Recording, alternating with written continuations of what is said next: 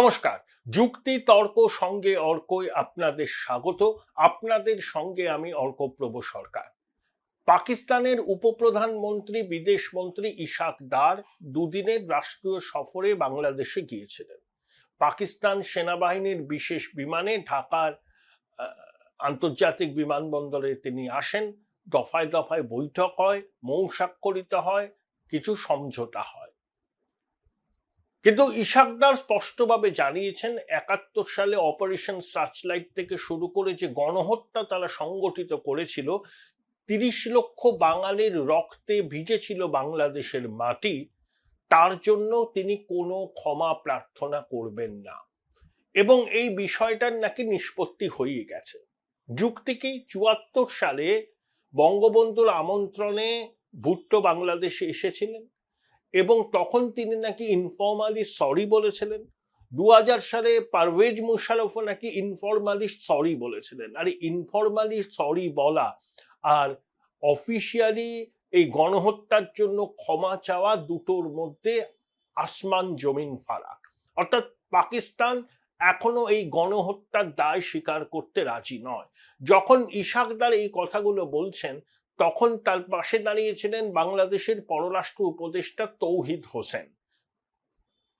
ইউনূস সরকার mu mu করে প্রতিবাদ করেছে। আসলে আন্তর্জাতিক খ্যাতিসম্পন্ন বাটপার মুক্তিযুদ্ধ বিরোধী শক্তির প্রতিবু জঙ্গি দলের নেতা ইউনূস তো বাংলাদেশের স্বাধীন অস্তিত্ব মনের থেকে স্বীকার করে না। জামাত যেমন মনে করে যে বাংলাদেশের সৃষ্টি জিন্নাত দ্বিজাতি তত্ত্বের মূলে কুঠারাঘাত, তেমনি ইউনূসও মনে করে যে পারলে বাংলাদেশকে ও পাকিস্তানের সঙ্গে জুড়ে দেয়, Islamic Republic of east Pakistan নামে আবার বাংলাদেশের নতুন নামকরণ করে। এই যে ক্ষতিপূরণ বাবদ পাকিস্তানের কাছ থেকে $৪.২ বিলিয়ন বাংলাদেশের প্রাপ্য, এখনো পাকিস্তান ফুটো কড়ি পর্যন্ত দেয়নি।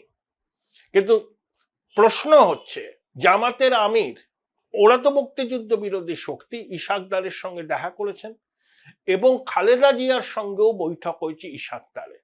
তাহলে কি জামাত, বিএনপি এরা পাকিস্তান সরকারের এই অবস্থানকে সমর্থন করছে? যে কোনো মূল্যে ইসলামাবাদের কোলে উঠে এই বাংলাদেশকে পাকিস্তানের কলোনিতে পরিণত করতে চাইছে? ইশাকদার যখন ঢাকার মাটিতে দাঁড়িয়ে বলছেন মুক্তিযুদ্ধে গণহত্যার জন্য পাকিস্তান ক্ষমা চাইবে না, তখন আওয়ামী লীগ প্রতিবাদ করেছে, অন্য কোনো রাজনৈতিক শক্তি বা সংগঠন ইশাকদারের বক্তব্যের প্রতিবাদ করেনি। এর থেকে কি প্রমাণিত হচ্ছে? যে বাংলাদেশ কার্যত পাকিস্তানের কোলে উঠেছে, একটি জঙ্গি রাষ্ট্র হবার দিকে বাংলাদেশ এগোচ্ছে। এই যে মুক্তমনা ব্লগার অভিজিৎ রায়, তাকে খুন করা হয়েছিল।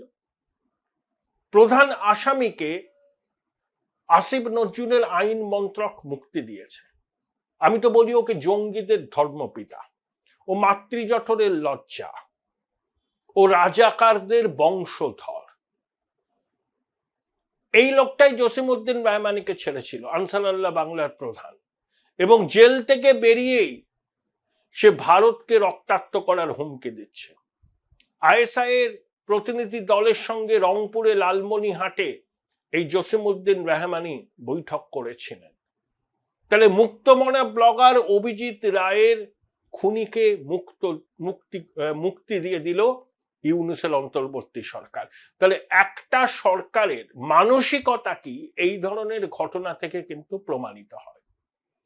একজন প্রবীণ সাংবাদিক, ভদ্রলোকের নাম বিভূতিভূষণ সরকার এরকম নাম, তার মৃতদেহ মেঘনায় পাওয়া গেছে। তিনি মুক্তিযুদ্ধের পক্ষের মানুষ ছিলেন, অসাম্প্রদায়িক ছিলেন। তিনি বলতেন যে মুজিবার বাংলাদেশকে আলাদা করা যায় না। ২৪শে জুলাই অগাস্ট অভ্যুত্থান কখনোই ৭১-এর মুক্তিযুদ্ধের সমার্থক নয়। তাকে সম্ভবত খুন করে তার দেহ মেঘনার জলে ভাসিয়ে দিয়েছে ইউনূসের দুর্বৃত্ত সহযোগীরা। সংবাদ মাধ্যমের কণ্ঠরোধ করা হচ্ছে, সাংবাদিকদের জেলে পোড়া হচ্ছে, বিনা বিচারে আটকে রাখা হচ্ছে, কাউকে কাউকে কন্ডেম সেলেও আটকে রাখা হচ্ছে। এই হচ্ছে আমাদের পড়োশী বাংলাদেশের অবস্থা। তার মধ্যে বাংলাদেশ পুলিশের উচ্চপদস্থ এক কর্তা বেআইনিভাবে ভারতে ঢুকতে গিয়ে ধরা পড়েছেন বিএসএফ এর হাতে, তাকে পুলিশের হাতে তুলে দেওয়া হয়েছে। তিনি বাংলাদেশ পুলিশের একজন বড় কর্তা ছিলেন, ডেপুটি সুপারিনটেন্ডেন্ট অফ পুলিশ এই পদমর্যাদার অফিসার ছিল। জুলাই অগাস্ট গণ অভ্যুত্থানের পর থেকেই তিনি আর কাজে যোগ দেননি, আত্মগোপন করেছিলেন, কারণ তার আশঙ্কা ছিল যে তিনি কাজে যোগ দিলে তাকে নিপীড়নের মুখে পড়তে হবে, বিনা বিচারে আটক থাকতে হবে। তাই অনেকদিন সীমান্ত সংলগ্ন কোনো অঞ্চলে লুকিয়ে থেকে তিনি মরিয়া হয়ে ভারতে ঢুকবার চেষ্টা করেছিলেন। শেষ পর্যন্ত বিএসএফ এর হাতে তিনি ধরা পড়েছেন। এই হচ্ছে বাংলাদেশের অবস্থা। সেখানে দেখুন পশ্চিমবঙ্গের সঙ্গে বাংলাদেশের সীমান্ত কতটা, 2200 কিলোমিটারের একটু বেশি। তার মধ্যে 569 কিলোমিটার এখনো কোনো ফেন্সিং হয়নি। তার মধ্যে 112 কিলোমিটারে কখনোই কোনো ফেন্সিং দেওয়া সম্ভব নয়। বাকি যে 457 কিলোমিটার আছে সেখানে কিন্তু কাঁটাতারের বেড়া দেওয়া সম্ভব। এখনো অব্দি জমি পাওয়া যায়নি। 181 কিলোমিটার সীমানায় কাঁটাতার দেওয়ার জন্য জমি অধিগ্রহণের ব্যাপারে অনেকটা কাজ এগিয়েছে কেন্দ্রীয় সরকার, সেই বাবদ টাকা দিয়ে দিয়েছে রাজ্য সরকারকে, কিন্তু রাজ্য সরকার এখনো জমি অধিগ্রহণ করে কেন্দ্রীয় সরকারকে দেয়নি। 2023 সালের 1 জানুয়ারি থেকে 2025 সালের 31 জুলাই পর্যন্ত প্রায় 4000 অনুপ্রবেশকারী বিএসএফ এর হাতে ধরা পড়েছে। এবার ভাবুন যে কতজন অবৈধভাবে সীমানা পেরিয়ে পশ্চিমবঙ্গে ঢুকেছে, তার 10 গুণ। সেই জন্যই সীমানা সংলগ্ন এলাকায় ডেমোগ্রাফিক চেঞ্জ হচ্ছে, জনবিন্যাস বদলে যাচ্ছে, এবং সীমান্ত লাগোয়া যে সমস্ত বিধানসভা কেন্দ্র আছে 2009 সালে সেখানে যা ভোটার ছিল 2024 সালে সেখানে ভোটার কয়েক গুণ বেড়েছে।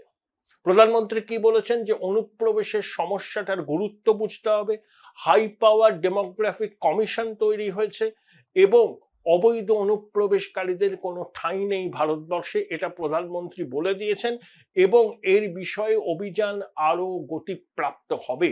বঙ্গেশ্বরী এবং তার দল যতই অনুপ্রবেশকারীদের ভোট ব্যাংক হিসাবে চিহ্নিত করার চেষ্টা করুন না কেন, তাদের নাম ভোটার তালিকায় যে কোনোভাবে ঢুকিয়ে দিয়ে তাদের ভোটটাকে নির্বাচনের সময় পাওয়ার জন্য যা করণীয় তাই করে, এই অভিযোগ তো আছে। তাই এবার কিন্তু সেই খেলা সম্ভব হবে না তৃণমূলের পক্ষে। অনুপ্রবেশকারীদের চিহ্নিত করে বিতরণ করা হবে। পশ্চিমবঙ্গ ছাড়া দেশের সব রাজ্যে এই বাংলাদেশি অবৈধ অনুপ্রবেশকারীদের বিরুদ্ধে অভিযান হচ্ছে, কিন্তু পশ্চিম বাংলায় তাদের জামাই আদরে রাখা হয়, লাল কার্পেট বিছিয়ে দেওয়া হয়, এসো আমার ঘরে এসো, এসো ঘরে এসো, বেআইনিভাবে কাগজপত্র তৈরি করো, ভোটার তালিকায় নাম ঢুকিয়ে দাও। অনুপ্রাণিত গৃহপালিত সরকারি আধিকারিকদের একটা অংশ এই দুর্নীতির সঙ্গে যুক্ত। সেই জন্য ওই 4 জন ইআরও এবং এইআরও এবং একজন ডেটা এন্ট্রি অপারেটরের বিরুদ্ধে নির্বাচন কমিশন শাস্তিমূলক ব্যবস্থা নেওয়ার সুপারিশ করেছে।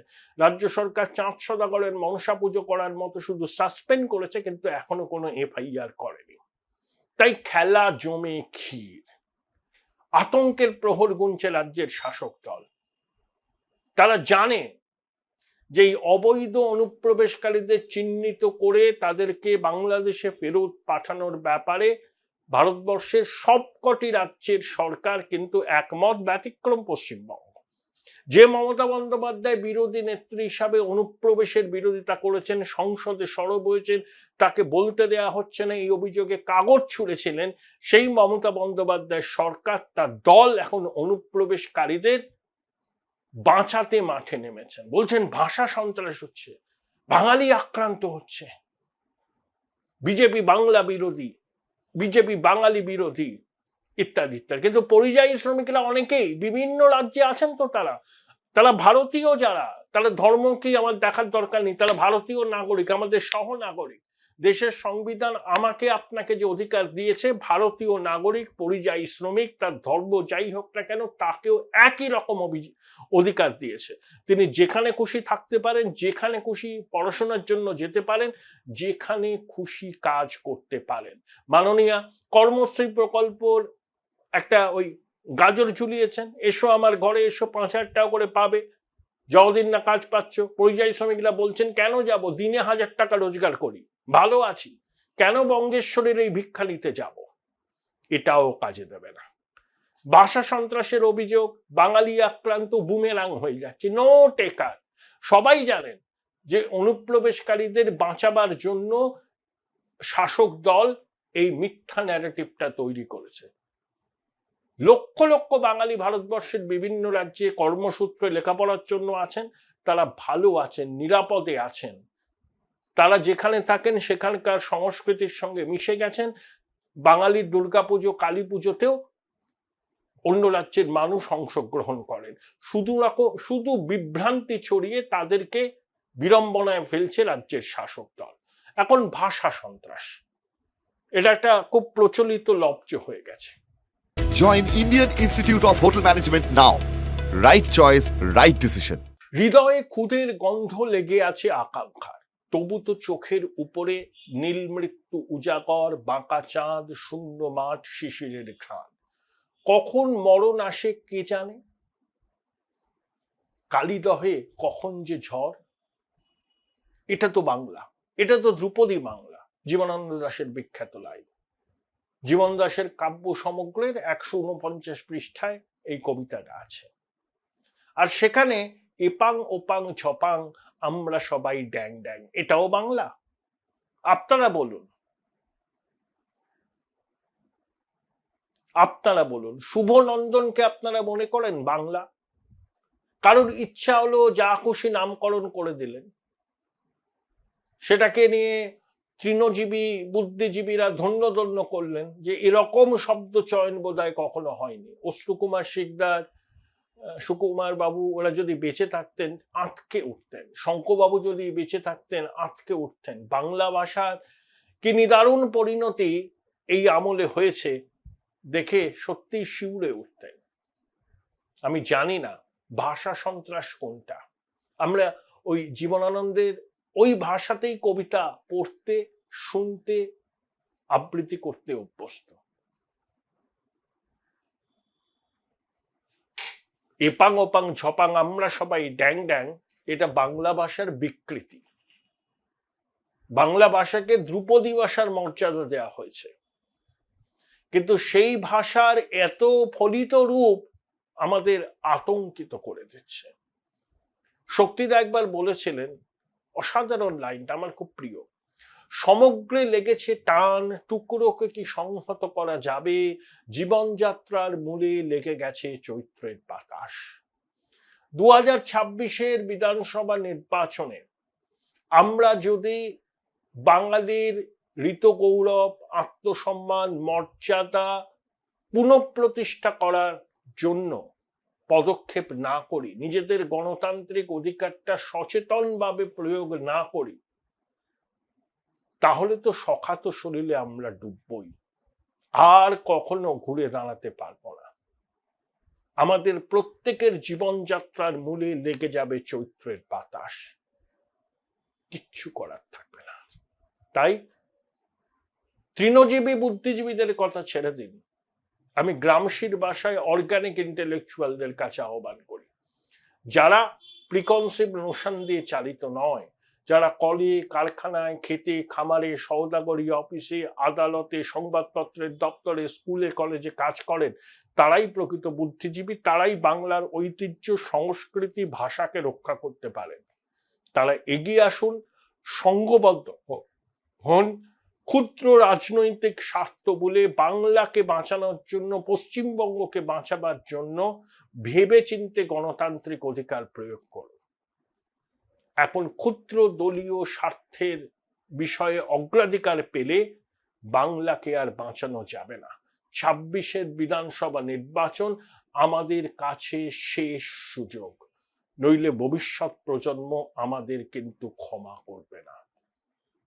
তাই সবার জীবনে কিন্তু লেগে যাবে চৈত্রের বাতাস।